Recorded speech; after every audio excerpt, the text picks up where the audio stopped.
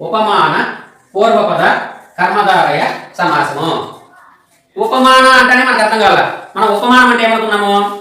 దేనితో పోలుస్తున్నామో దాన్ని ఉపమానం అంటామని తెలుసుకున్నాం. ఇప్పుడు మనకు ఒక ఉదాహరణ చూద్దాం. పాల నవ్వులు. చూడండి, పాల నవ్వులు అనే పదము సమాస పదం. పాల నవ్వులు అనే సమాస పదములో రెండు పదాలు ఉన్నాయి. పాల నవ్వులు సమాస పదంలో ఉన్నటువంటి రెండు పదాలు అర్థాలు కలిగి ఉండాలి. పాల అనేది పూర్వపదం అయితే నవ్వులు అనేది ఉత్తర పదం. సమాస పదంలో ఉన్నటువంటి రెండు పదాలకు సమానమైనటువంటి అర్థాలు ఉన్నాయి. ఈ రెండు పదాలు పాల నవ్వులు. పాల పూర్వపదము, నవ్వులు ఉత్తర పదం. ఇక్కడ పాల నవ్వులు అంటే ఏమని అర్థము? ఇక్కడ మనము దేన్ని పోలుస్తున్నాము? దేన్ని వర్ణించదలుచుకుంటున్నాము? నవ్వులను గురించి వర్ణించదలుచుకున్నాం. నవ్వులు ఎలాంటివి అనేది మనం వర్ణిస్తున్నాం. ఇక్కడ మీకు విగ్రహవాక్యం రాస్తే ఇక్కడ ఉపమానం ఏది? పాలు. ఉపమేయం ఏది? నవ్వులు.